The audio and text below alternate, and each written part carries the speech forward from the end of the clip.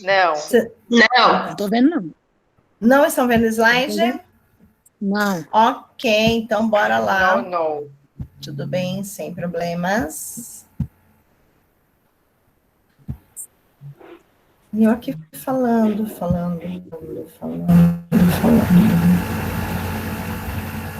Agora vai. Bom, vamos para a segunda parte, então. Ai. Bom, vamos lá. Felipe Ares, gente, eu cheguei a falar sobre essa página toda ou não?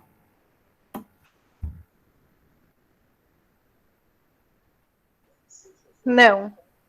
Tá, ok. Oi, não Então, na entendi. verdade, Felipe Ares, ele foi um historiador sobre a família e a infância. Então, na verdade, ele que trouxe muita informação sobre o que era uma concepção de família e o que era uma concepção de infância. Tá bom? Então, é claro que ele estudou muito e isso contribuiu principalmente para o entendimento de uma infância como construção social, ao invés de um simples fato biológico. A criança nasceu e ponto. Mas a criança nasceu e o que acontece em torno da família por conta dessa criança?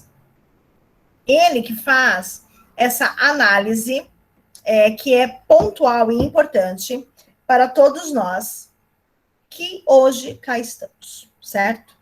Então, é bem interessante o livro dele, História das Crianças, querem estudar um pouco a fundo e entender um pouco mais sobre a criança, por que muitas mães e pais se comportam de tais formas ainda nos dias de hoje, tá bom? Vem aí uma explicação desse cara, tá? Bom, concepção de infância e criança. Então, é claro que a gente tem aí concepções muito diferentes, porque elas foram construídas a partir das necessidades e das transformações sociais que cada momento histórico nos acompanha. Então, se você observar as fotinhos, as imagens aí embaixo, a gente tem vários momentos sociais, né? Que a gente pode pensar em Primeira Guerra Mundial, ou a parte da ditadura, por exemplo. A gente vai pensar aqui nas crianças que são filhas das pessoas que foram escravizadas, né? Aqui a gente tem uma infância mais leve, e aqui a gente tem uma bastante atual. E é claro que uma... de hoje. E é claro que uma, na verdade, né, acaba sendo reflexo da outra. Então, bem como diz aqui, discutir como a criança foi representada em cada época pela sociedade se torna relevante à medida que buscamos entender como atualmente esta é formada. Então, como que a criança ela é formada hoje? Tem reflexos do passado ou não? Né? Será que muitas coisas que a gente aprendeu quando era criança, nossos avós aprenderam, nossos bisavós aprenderam quando criança, a gente traz alguma coisa hoje? Será? Né? A gente encontra isso nas crianças atualmente? A gente pode parar para poder pensar. Também pensar quem são essas crianças hoje. Será que as crianças hoje, conseguiriam viver aqui nesse ambiente escolar? Será que essas crianças aqui, elas conseguem viver nesse ambiente escolar? Vocês estão me vendo aqui? Vocês estão vendo a setinha? Eu acredito que não. Depois de conhecer já esse ambiente? Né? Essas crianças, se você não. encaixar aqui, não encaixa. Não encaixa. E essas crianças aqui encaixam aqui?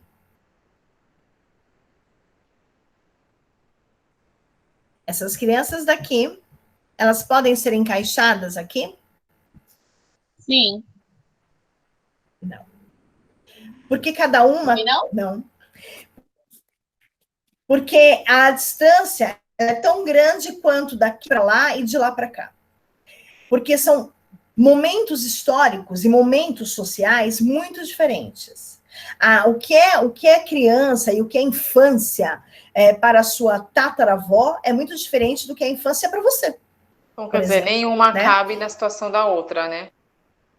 Exatamente. Por isso que também não cabe aquele discurso que todo mundo usa e que não deveria mais usar, porque não cabe, de que na minha época as crianças faziam X ou Y, Z coisas. E por que hoje não fazem? Porque hoje é uma outra época. Porque as crianças daqui não se encaixam nas crianças da sua época. Né? Porque é uma grande verdade, né? Porque a concepção de criança e de infância é muito diferente, né? Então, por isso que não cabe esse discurso e não cabem as crianças daqui, lá e de lá, aqui, tá bom? Mesmo que eu pensasse, por exemplo, das crianças daqui, as crianças daqui, também não conseguiriam, né? Essas crianças daqui, nessa concepção de criança aqui, de infância aqui, tá bom? Não cabem, porque cada uma tem o seu momento da história, e por isso que é construída a história pelas características daquela época. E aquela época, ela é caracterizada pela política, por exemplo, pela disputa social, disputa política, que havia na época, tá bom? E principalmente do trabalho. A disputa e a briga do trabalho, ou pelo trabalho, né, ela também faz bastante diferença para a construção da sociedade. Se nós pensarmos como nós vimos as escolas tecnicistas, por exemplo, que são as escolas técnicas, não da atualidade, mas as escolas técnicas daquela época que a gente aprendeu, a gente viu de que a sociedade ela estava evoluindo fisicamente, mas culturalmente não. Porque houve a necessidade de abrir uma escola para ensinar o que eles não sabiam, porque não tinham mão de obra. Não é não? E isso acontece todos os dias, na verdade. Se a gente pensar, por exemplo, deixa eu pegar uma profissão que é atual. Logística. Logística. Não existia nem esse nome. Até então, a gente começou a ouvir essa palavra, logística, e algumas pessoas fazerem curso de logística. Né? Por que não existia? Porque não havia tantas compras pela internet. Aliás, nem havia internet. E aí, então, é um outro público, é um outro momento, né? E é um outro profissionalismo, é uma outra profissão. Assim como daqui 10 anos teremos novas profissões, e daqui 15 anos teremos mais novas profissões, 20 anos e por aí vai, né? Mas existem algumas profissões que nunca vão deixar de existir. Professor é uma delas, médico é uma delas, advogado é uma delas, certo? E são as mais antigas. O filósofo é uma delas. Bom, a gente tem aí algumas fotos de algumas infâncias ao longo de todos esses anos. Então, a gente está de cara com uma infância negada, né? Onde não existia infância. Porque não se sabia, a gente viu também isso em Didática 2, quem era essa criança? Quem era? Dos mini-adultos, né? Isso. Aqui eles ainda não são mini-adultos, ou existia essa palavra mini-adultos. Mas a gente vê pelas vestimentas de que, assim, de criança eles estão muito distantes, né? Eles se vestiam como adultos já, né? Que nem, se vestia como pai, como a mãe. Enfim, porque não existia uma roupa para elas, porque, assim, a palavra infância nessa época nem existia também, tá? Por quê? Porque eles não viam essa criança como criança, né? Era bebê e depois era o nome da pessoa e não tinha uma característica, assim, essa daqui é uma criança, bebê, não tinha o nome adolescente. Criança, né? Não tinha. Então, assim... Então, chamava pelo nome e depois via como adolescente já adulto, né? Exatamente. Então, assim, aos 5, 6 anos, ela já anda direitinho e fala direitinho. Então, essa criança, ou essa pessoa, vamos chamar assim, pessoa pequena, ela já pode fazer algumas coisas importantes, dentro de casa, pelo menos, porque o que essa pessoa vai fazer? Ganhar dinheiro não dava, ainda. Enfim, né, o que fazer? Tá? A infância industrializada. A infância industrializada é onde a gente tem aqui a Revolução Industrial, e a gente tem as mulheres trabalhando, e as mulheres não trabalhavam antes porque não tinha mercado para elas, e elas também tinham que cuidar da casa e dos filhos, certo? Então, o que, que vai acontecer aqui? Ela precisa trabalhar, porque o dinheiro não dava conta. E aí, então, ela tinha que levar a criança. E aí, então, era conversado amigavelmente de que essa criança, então, trabalharia enquanto a mãe estava ali, mas claro que a criança ia ganhar muito pouco. Mas ia ganhar um dinheirinho a mais, certo? História da criança no Brasil. Então, a gente tem os filhos dos escravos ou das pessoas que foram escravizadas. A gente tem as crianças ali juntamente com os jesuítas, aprendendo e estudando. E a gente tem aqui embaixo uma negra segurando o seu filho e dando de mamar. Com certeza esse filho, ou com certeza não, vou usar aqui, pode ser que esse filho seja do negro que também foi escravizado e que está recebendo ali um castigo, né? Ou então desse senhor que está dando castigo. Infelizmente. Até então não existia direito para a criança. E a criança era vista dessa forma. Aí depois a criança foi vista de uma outra forma. A infância de direitos, que a gente chama, tá bom? Então, quando a criança começou a ter direito à saúde, à liberdade, ao respeito, dignidade, direito à cultura, direito ao lazer, ao esporte e direito à convivência familiar e comunitária. Diferentes culturas e costumes são crianças, tá bom? Aqui são uma criança e uma adolescente, tá? Aqui já é um adolescente. Aqui tem criança, não, só criança aqui, né? Aqui também, tá bom? Diferentes culturas e costumes. É errado? Não, não é, porque é cultura e costume. E a gente não diz que é errado, a gente diz que é diferente do nosso, somente isso, tá bom? Não é certo ou errado, não existe isso. É certo para eles, como eles também veem a gente de forma muito diferente e acham errado, certo?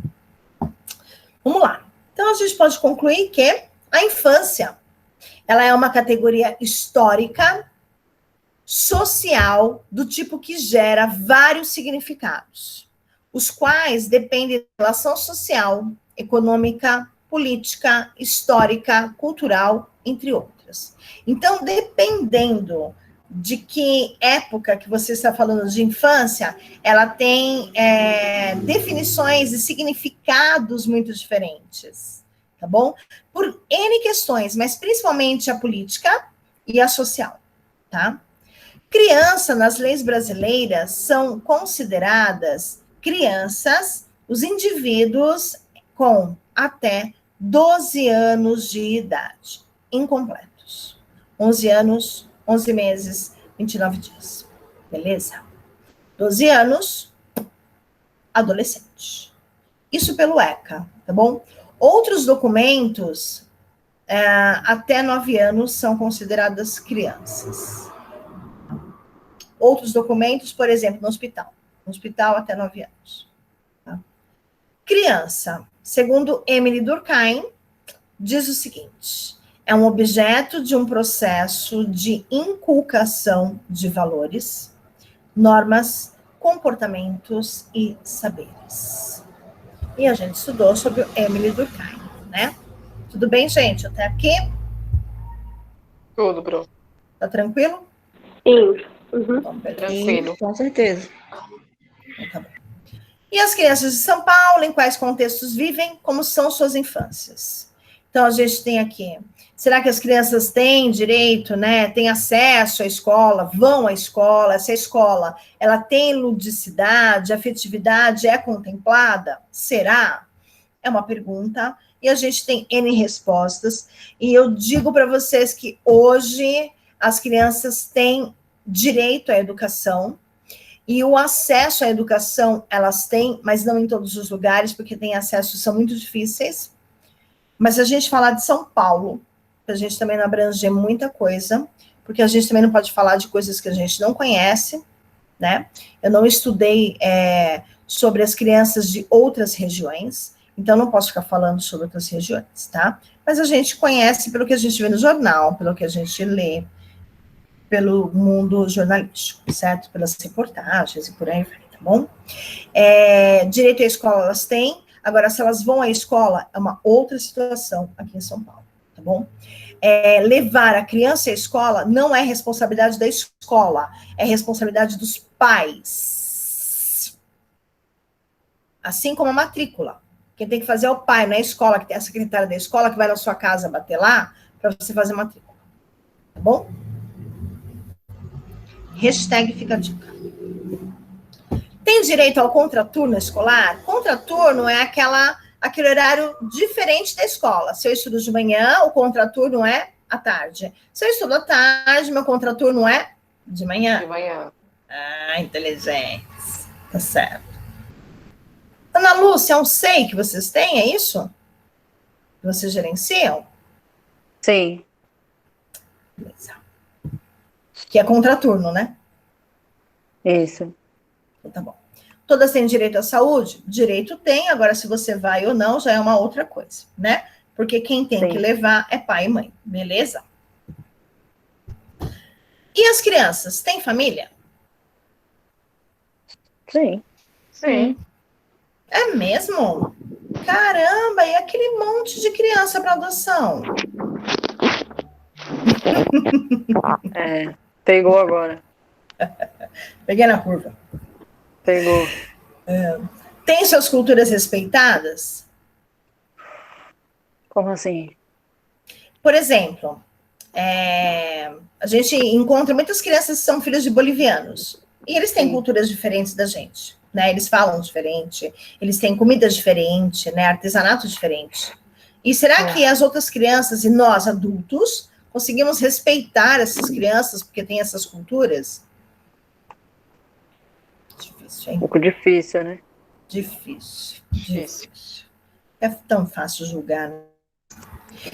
Higiene, cultura e lazer. As crianças têm acesso a isso?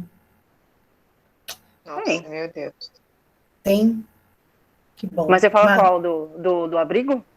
Não, estou falando em geral. Geral. Ah, tá. Em geralzão mesmo, assim, para todo mundo. Em geral.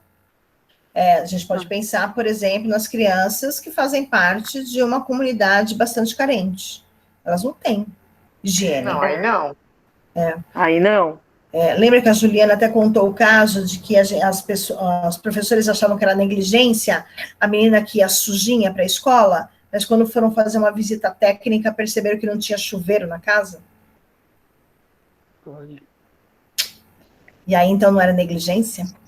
Complicado, né? Bastante, né? Tem acesso à cultura? Puxa, né? Vamos pensar que difícil que hoje nós, adultas, conseguimos ler um livro, quem dirá levar uma criança para uma biblioteca nacional, municipal.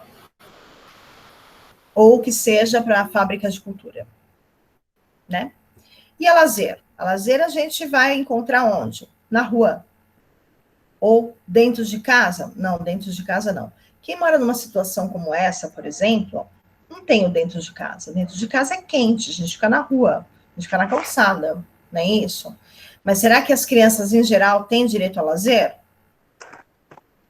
Dependendo da região, não é verdade? Dependendo em que situação ela se encontra. Não sofrem nenhum tipo de violência as crianças? Sofrem sim. E principalmente a psicológica, que eu acho que é a pior. Tá bom? Bom, a gente tem aqui algumas pessoas bastante conhecidas e importantes que representam aí a pedagogia moderna e que influenciaram o processo de escolarização. O que essas 5 pessoas aí têm a ver com o que a gente estava falando agora? Na verdade, todas elas olharam para as crianças de forma muito diferente. E é isso que faz a diferença para hoje a gente ter o nome criança e a gente ter o nome infância. Tá bom? Foram por causa desses 5 aí, que a gente não deu nada para eles, porque a gente tem hoje tudo isso de escola, todos esses métodos que a gente encontra de ensino, essas técnicas todas, e principalmente o olhar atento para as crianças. Tá bom?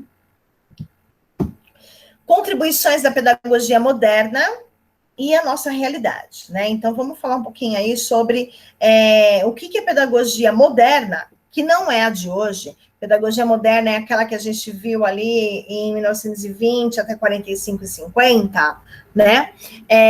E qual é a contribuição daquela pedagogia para hoje, tá bom? Se a gente olhar aqui, ó, que essa foto a gente já viu lá atrás, né? A gente tem escolas muito diferentes uma da outra, porém, tem uma coisa em comum. Todas estão Uniformizada? sentadas, uniformizadas, alinhadas, cabeça baixas. Presta atenção. Lembra a escola tradicional. Exatamente. Então, as escolas são organizadas para as crianças ou para os adultos? E os horários para elas? São para as crianças ou são para os adultos? Quantas mães deixam de levar os filhos porque ficou com dó de acordar? Muitas. Quantas vezes você vê criança entregando o filho na porta da escola de pijama? Muitas. O filho está de pijama. Ou com o pijama por baixo, né? A mãe também. Né? Por quê? Porque está frio, porque ficou com dó. Será que mesmo esse horário é para a escola? É para, né? Vamos lá. Formação de professores para atuar nas instituições. Então, é claro que a gente tem que pensar em quem é que vai ensinar o que para essas crianças e de que forma que será, então, ensinado também para essas crianças, né? Será que a nossa formação enquanto sujeito dentro de uma academia que a gente está falando é de faculdade, é suficiente para compreender uma criança? E no decorrer da carreira, será que estamos abertos para aprender, transformar nossas práticas com o conhecimento que adquirimos? Será que a faculdade vai nos ensinar, nos orientar tudo o que a gente precisa saber para compreender e entender a criança? Ou será que só no decorrer da carreira? No decorrer dos anos, enquanto a gente trabalha nas escolas, nas creches, nas EMEIs, no Fundamental 1. E será que nós estamos abertos para aprender e entender essas crianças também? Ou a gente quer impor o que a gente pensa de concepção de infância que a gente tem? Será que eu quero que todos os meus alunos sejam a Vanessa, lá quando foi criança, que é a minha concepção de criança? Ou eu prefiro que essa criança seja o que ela é e eu entenda dessa forma? Não estou falando que ela vai fazer o que ela quiser, não é isso. Estou dizendo uma coisa chamada respeito pelo que você é, e não pelo que você gostaria que a pessoa fosse, né? Escola centrada na criança e não no professor, sendo este o mediador do processo de ensino-aprendizagem, né? Isso que é importante a gente pensar, que a criança hoje, né, é a mais importante ou tão importante quanto a criança. Para não acontecer isso que está aqui nessa imagem aqui do lado, para não acontecer The Brick the Wall, novamente, do Pink Floyd, né? De quem sempre é a culpa pela dificuldade da criança, né? E quantas vezes a gente já ouviu, vou falar só mais uma vez, né? E aí, então, a pergunta vem, como que a gente escolhe os temas para fazer um planejamento de aula pensando numa concepção de infância e de criança que a gente tem hoje, e eu ainda sendo do século passado? E eu ainda dizendo, vou falar só mais uma vez. Tem pessoas que estão em lugares errados, ou com pensamentos errados, né? E quem é que vai mudar? É a criança ou o adulto diante da criança? Na verdade, teria que ser o adulto diante da criança, para poder entender e agregar. Fala, a criança, né? Pois é. É que às vezes eu falo, eu esqueço de abrir o microfone. Aí quando vai falar outra vez, parece que é meio, né, broxante, assim. A gente vai por mais 5 minutinhos já, tá bom? Respeito pela criança no seu processo de desenvolvimento. O que é respeitar esse processo de desenvolvimento, né? Sabemos quais são os interesses dos nossos estudantes? Quando a gente fala de processo de desenvolvimento, a gente volta naquela imagem das crianças vestidas como seus pais, daquela criança, a infância negada. sabe?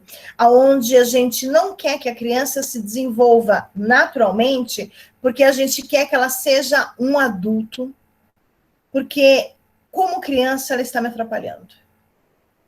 Como criança ela não agrega nada e me atrapalha. Então eu preciso que essa criança seja adulta, ela cresça, ela precisa saber das coisas, ela precisa entender. Desenvolva, né? Mas não é assim, né? É tudo um processo de desenvolvimento. A gente vai ver no referencial nacional curricular, que a gente vai trabalhá-lo de A a Z, que tudo é muito natural que as crianças fazem. Esse referencial, ele é quase uma bula para quem não sabe como lidar com criança.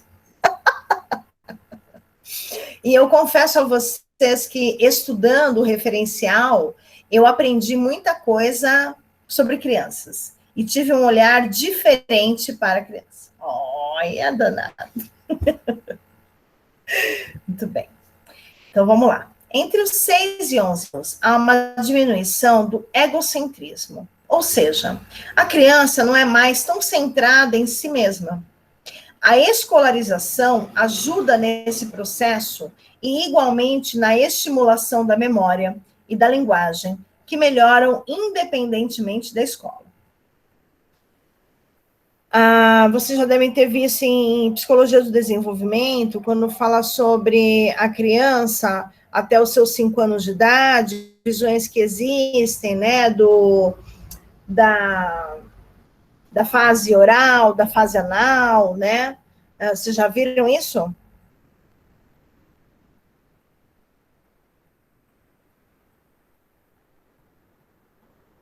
Minha internet caiu. Nós vimos sobre as fases de desenvolvimento, né? Isso, aí falaram sobre a fase oral, fase anal? Não. Não, professora.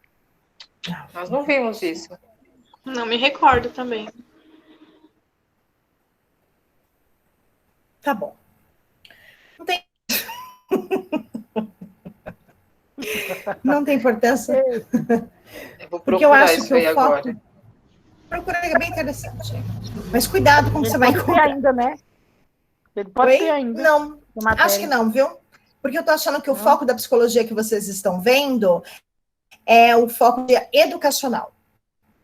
E não da psicologia freudiana, psicanalítica, é isso. Entendeu? Mas é uma forma de entender a criança na fase oral. Por isso que ela põe o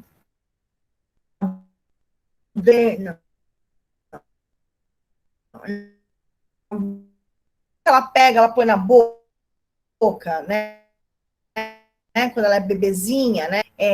No genital. Depois ela tem a fase genital, fase onde ela descobre de que a criança tem um piu-piu, de que a menina não tem piu-piu, ela tem um buraquinho, e que esfregando esse buraquinho, que esfregando a genitália dela, por exemplo, na cadeira, ela sente um prazer, mas ela não sabe o que é. Né? Enfim. É muito engraçado isso, porque a gente vê as crianças fazendo isso. É natural. E a gente vai ver muita coisa sendo natural aí, né? Então, quando a gente fala do egocentrismo, a gente está falando da criança que pensa que tudo, e que todos os brinquedos e as crianças, e o pai e mãe, por exemplo, são para ela. Só para ela. Por isso que a criança, que ela é egocentrista, ela não deixa o pai e a mãe conversarem com outras pessoas. Fica o tempo todo chamando, fazendo barulho. Mãe, mexe aqui. Mãe, me dá. Pai. Né? Exatamente, porque ainda está no egocentrismo. O que eu tenho que fazer nesse momento? Falar para ela de que agora eu estou conversando com outra pessoa e que depois fala com ela. Fica quieta, menina, espera. Cala a boca, inferno. Isso, não, assim. Não é bem assim, não. Não, gente, assim não vai dar certo.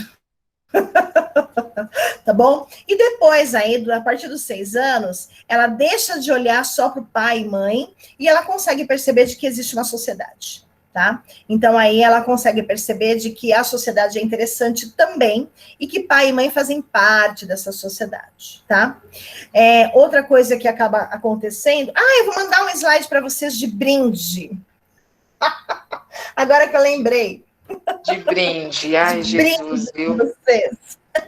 Sobre todas as fases do desenvolvimento da criança e o que é estimulado e o que melhora em cada fase, meu. Ai, que Slide bom, show de tá bola. vendo? Você Vocês não é têm noção. top, viu? Olha, mesmo com esse sono todo que eu tô, eu lembrei desse negócio. Mas eu vou mandar para vocês. Adriana, você me lembra, se caso eu esquecer? Claro. Só Vai, não aluna hoje, chata. porque você merece descansar. Só que você não vai lembrar disso. Não, deixa eu terminar esse slide. Mas, claro, você não vai me lembrar disso no fim de semana, tá Lógico bom? que Porque não, fim de semana né, é fim de semana filha? para Final de vocês semana não e estarei para nem mim. aqui. E claro que você não vai me lembrar disso. Ai, que ótimo. Tá? Passar Não, eu te Fazer sua lembro sim, mas eu agenda, te lembro filho, só tem amanhã, volta. tá? Porque hoje é pra você poder descansar. Oi?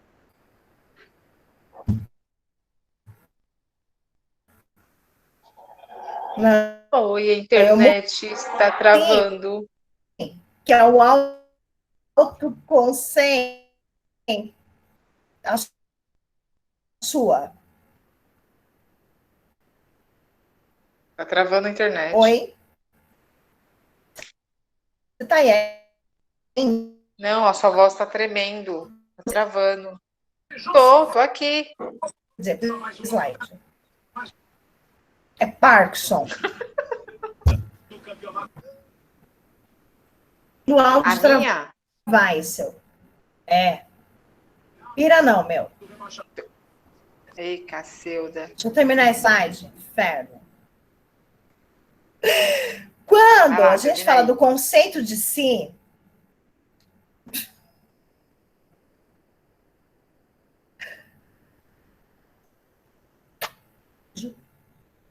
pronto? Odri, preciso terminar a aula, gata. O que eu tô Uma fazendo, boa. professora?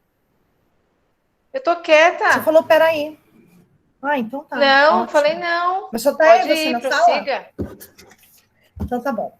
O conceito Sei de não. si, que é o autoconceito, fica mais complexo, o que pode igualmente gerar modificações na autoestima. Quando você pergunta para a criança quem é ela, e ela de repente não sabe dizer quem é ela, na verdade, há uma modificação muito natural de autoestima, tá bom?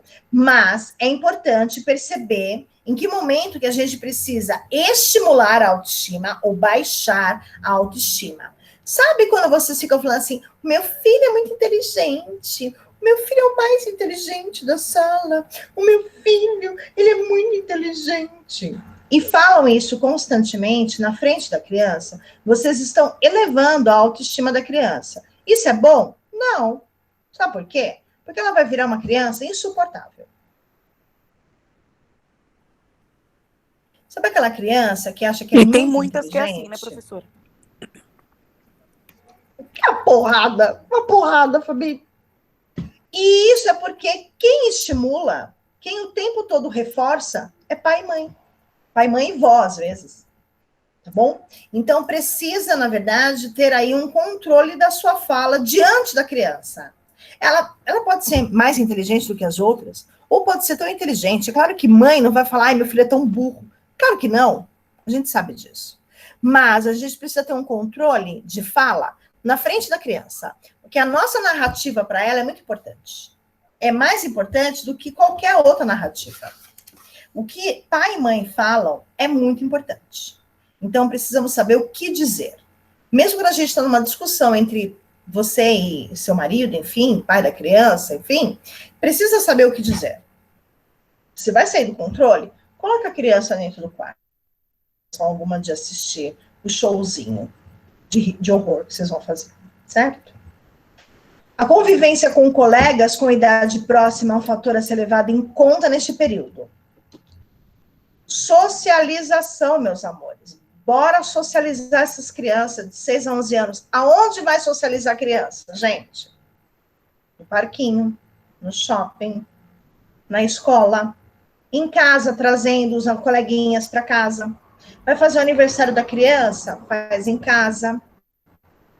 Traga os pais, conheçam as crianças. Elas precisam ter o mundo lúdico delas.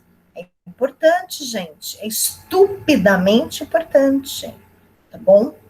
Então, essa parte é legal. Deixa eu ver uma outra coisa. Deixa eu dar um... Ai, não, gente, é bastante slide. Não vou conseguir terminar hoje, tá bom? Mas aí, a aula que vem a gente termina esse. Ufa, eu fui para 48 slides, a gente está com 53. Vamos terminar?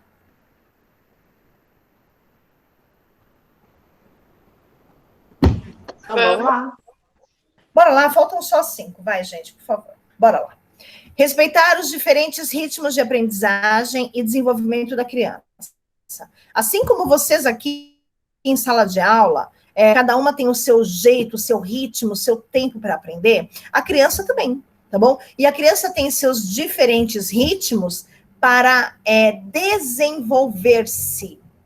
Por exemplo, pode ser que uma criança corra mais rápido do que a outra. Pode ser que uma criança seja desajeitada para correr e a outra não. Pode ser que uma faça careta e a outra não.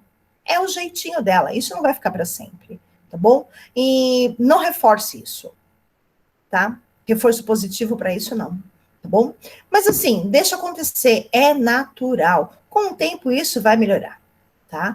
E a gente precisa respeitar esses diferentes momentos de aprendizagem em sala de aula, principalmente, tá? Lembro de uma professora, de uma mãe que foi reclamar de que a filha dela não queria mais para a escola porque não saía de uma lição lá da apostila. E aí, então, quando foram ver, essa professora estava muito preocupada com uma aluna que ela não conseguia ir adiante. E a sala toda ficou travada por causa dessa uma aluna, né? E aí, então, nesse caso, entrar em contato com coordenação e ver o que se pode ser feito. Tá bom, gente? Sempre. Criança como sujeito de direitos, ator social. Então, por exemplo, escolher a brincadeira. A brincadeira é brincar. Dar opinião na organização da escola. É muito importante a criança ser sujeito. Como assim ser sujeito? Se a gente pensar em conceito de sujeito, a gente vai pensar que o sujeito é aquele que tem uma ação. Então, é importante saber o que a criança quer brincar, por exemplo. Você quer brincar do quê? O que você quer escrever? O que você quer desenhar? O que você quer fazer? Mas cuidado com o que você quer comer, o que você quer vestir. Comer e vestir, quem decide é a mãe, não é a criança. A criança pode até palpitar, tá bom? Pelo menos da cor, de repente, tá? Mas comer e vestir, quem escolhe é a mãe. Tá bom? Combinado? Porque senão, ela vai o tempo todo querer comer coisas que só ela quer. Por exemplo, a criança vai querer comer todo dia batatinha palha. Super vitamínico. Nossa. Incrível, gente. Aí, passa no médico porque tá anêmica. Por quê? Porque só come batata palha. Só come ovo, cenoura, arroz e batata palha todos os dias. Olha que delícia. Cadê a proteína? Cadê a carne? Cadê outras variedades, né? Então, cuidado com isso, tá? Quando a gente fala de criança em sala de aula, porque a gente também oscila aqui, hora eu falo com mães e hora eu falo com professores, né? Já repararam, né? Eu vou tentar focar em professores, tá bom? Dentro de sala de aula, é importante a criança escolher uma brincadeira num dia específico, tá bom? Porque senão vira também casa da mãe Joana e a gente precisa o tempo todo cortar. E não é essa a ideia. A ideia é de que a criança traga uma brincadeira diferente, né? Ou escolha uma brincadeira, né? Dê a sua opinião, porque é importante e deve ser ouvida. Da mesma forma que aqui, por exemplo, eu fiz agora, né? Perguntei para cada uma de vocês sobre a infância. De repente, eu esqueço de perguntar para uma pessoa. Por que passou rápido? Porque todo mundo falou, e eu não perguntei. Por exemplo, eu sei que a Cássia não falou. Certo? Mas, pode ser que de repente eu não tenha perguntado. Vai, um exemplo. Eu não perguntei para a Cássia. A Cássia ficou chateada. E isso porque ela é adulta. Imagine com criança.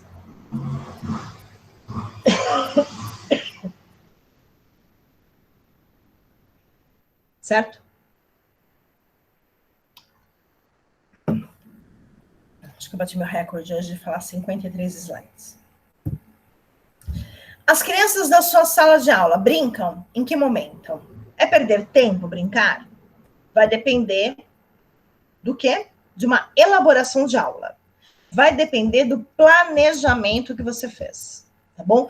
Pode ser que em algum momento você perca tempo com essa brincadeira. Pode ser que essa brincadeira que você tenha escolhido, que tenha agregado aí, ela na verdade não agrega muita coisa, ela não é importante ludicamente. Ela não tem um porquê importante, sabe? É só brincar para brincar. Ah, porque eu não tenho o que fazer, faltam 20 minutos para bater o sinal e, sabe? Isso não pode acontecer. Ou, se tá só aqueles 20 minutinhos você não sabe o que fazer, você arranja o que fazer com um objetivo. Porque para uma pedagoga, uma professora, qualquer coisa que é dada em sala de aula, ela tem um objetivo. Tem um porquê daquilo. Por que você escolheu essa brincadeira? Por que você quis fazer desse jeito? Por que você trouxe esses slides hoje? Tudo tem um porquê. Tá bom? E professor que é professor tem isso já na ponta da língua para responder. Tá? Por quê? Porque já planejou aqui, ó. Tá bom? Ah, o plano A, plano B, plano C e o D, se caso precisar. Tá bem, amores? Brincar não é perder tempo, é ganhar. Carlos Drummond de Andrade. Não existe coisa mais legal para uma criança do que brincar. Se você perguntar para a criança o que ela quer fazer, ela quer brincar. Ela quer o tempo todo brincar. Tá? E é importante isso? É muito importante isso. Mas é importante saber que a criança precisa administrar o tempo. E quem vai ajudar a criança a saber quando é hora de brincar, quando é hora de fazer uma lição, quando é hora de tomar banho, quando é hora de comer, é você. Você quanto professor, e claro que tudo vai depender da mãe dessa criança que você está educando. Tá bom? Então, vamos aí novamente falar com as mães. É importante, é necessário também organizar o tempo, as atividades da criança, de acordo com a sua atividade também. Nós estamos todos em casa. Então, se eu tenho, por exemplo, um filho, ele tem que acordar no mesmo horário que eu, não vou deixar ele dormir até as 10 da manhã. Por que ele vai dormir até as 10 da manhã? Para ele dormir mais tarde? Não, então ele vai dormir mais cedo, acorda mais cedo, porque durante o dia ele aproveita mais. Ele não tem que aproveitar durante a noite. Durante a noite ele tem que dormir, certo? Então ele acorda, ele tem que tomar café junto comigo, sentado à mesa. Não é na cama, assistindo televisão. Cuidado com alguns vícios que a gente acaba trazendo. Depois a gente vai sentir falta. Bom? Assim, não é sendo chata, mas é que tem coisas antes, porque faz parte de um momento íntimo familiar. Da mesma forma que essa criança, por exemplo, dentro de sala de aula, na hora da refeição, do lanche, ela vai sentir dificuldade de comer ou de sentar, porque ela está sempre na cama. Por exemplo, se você dá sempre alimento líquido para a sua criança, para o seu filho, no canudo, ele sempre faz um movimento de sucção. Sempre esse momento. Ele nunca vai saber em que momento mastigar e ter um paladar mais apurado. Faz muita diferença. O palato, o céu da boca também tem diferença. E aí tem dificuldade de fala em algumas palavras. E isso é ciência. Isso não é só a professora Vanessa que está falando. Isso é comprovado cientificamente. Então, assim, abominem, abolem, por favor, canudinho. Esse momento de sucção é só nos seios. Quando ele mamava no seio. Agora ele não mama no seio. É mamadeira com que idade? Tem. Tá bom? Então, até seus 2, 3 anos no máximo, sim, depois não. É copo. Ah, pode ser um canudinho? Pode ser, mas assim, toma cuidado, porque o copo existe também para criança. E esse movimento de sucção, ele precisa ser não estimulado, porque pode ser que a criança não queira comer, porque ela só Faz isso. E pode ser que mastigar e sentir o gosto da comida na boca, em toda a boca, seja difícil. Pode ser que por isso tenha algum problema, dificuldade para se alimentar, tá bom? Então, tomem cuidado com isso, né? E aí, então, falando em brincar, o brincar é importante e o brincar com objetivo para o pedagogo sempre, tá? As concepções que temos hoje construídas são, portanto, frutos das transformações da nossa sociedade. A cada mudança na forma de pensar, agir, na cultura da sociedade, muda também nossa maneira de conceber a criança. Mas essa mudança não elimina as concepções anteriores construídas. As transformações da nossa sociedade não acontecem de maneira isolada. E assim também são as concepções sobre a infância, que mesmo no movimento histórico de transformação social, ainda trazem muitos fragmentos das concepções do passado. Ainda quando a gente pensa em criança, em infância, a gente traz o que a gente sabe sobre criança, que foi o que a gente falou então, né? Sobre essa concepção de infância. Pensem aí vocês, tarefinha de casa, sem valer ponto, mas assim, o que é a infância hoje, olhando para as crianças de hoje, e olhando para a sua infância, se existe diferença, quais são elas, e se elas se encaixam. É importante a gente poder se colocar no lugar dessas crianças de hoje, colocar essas crianças no lugar que vocês estiveram, por exemplo, né? É importante a gente conseguir fazer esse momento de empatia para conseguirmos, então, sermos bons professores com essas crianças e consegui-las entender. Entenderam, meus amores? Certo? Sim, professora. Fechou? Arrasamos? Sim, professora. Olha, Ana Lúcia prestando atenção na aula, cara. Deixa eu até parar de gravar. Muito bem, meus amores, eu agradeço muito.